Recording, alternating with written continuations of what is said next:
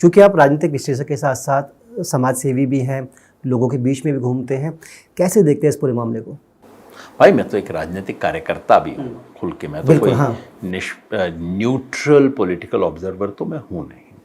और हमने तो इंडिया गठबंधन का खुल के समर्थन किया है। लेकिन इसका मतलब ये नहीं कि गलत चीज़ को सही बता दिया जाए।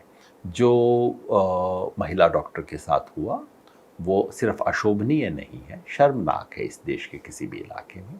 और अगर ऐसे मामले पे वहाँ के डॉक्टर और जनता सड़क पे आती है तो ये स्वाभाविक है और ये लोकतंत्र में बेहद ज़रूरी है कि ऐसी बातों को सड़क पे उठाया जाए। अगर इन बातों को सड़क पे नहीं उठाएंगे तो बस इन चीज़ों को कौन ध्यान देगा।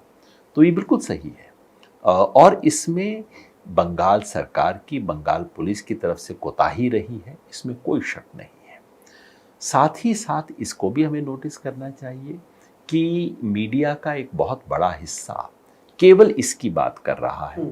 एग्जैक्टली यही घटना जब बिहार में होती है, कल शायद मध्य प्रदेश में हुई है, महाराष्ट्र में होती है, उस पर कोई चर्चा नहीं होती। केवल और केवल जब नॉन बीजेपी स्टेट में होती है तब इसकी चर्चा होती है। और उसका फ़ायदा उठा के जो कल की घटनाएं हुई हैं वो तो बहुत अच्छी घटनाएं नहीं हैं। लेकिन इंडिया अलायंस का भी कोई घटक दल बंगाल पर नहीं बोलता, वहाँ वो भी साइलेंट हुआ। बोलना चाहिए, सबको बोलना चाहिए। क्योंकि अगर इन सवालों पे हम नहीं बोलेंगे, इसलिए हम जैसे लोग खुल के बोलते हैं। जैसे मैंने कहा, हमने इंडिया अलायंस का समर्थन किया है, करेंगे। लेकिन ये जो बंगाल में हुआ है गलत है। और इस तरह की गलत चीज़ पे अगर हम समर्थन करेगा कोई भी, तो फिर आगे जाके आप किस हिसाब से मुंह खोलेंगे। हाथरस की घटना पे कैसे बोलेंगे, बिल्किस बानो के बारे में कैसे बोलेंगे।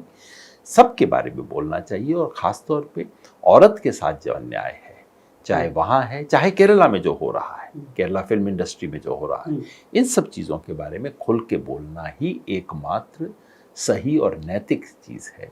और राजनीति में अगर नीति समाप्त हो गई, राजनैतिक होने में नैतिकता समाप्त हो गई, फिर राजनीति में बचेगा क्या।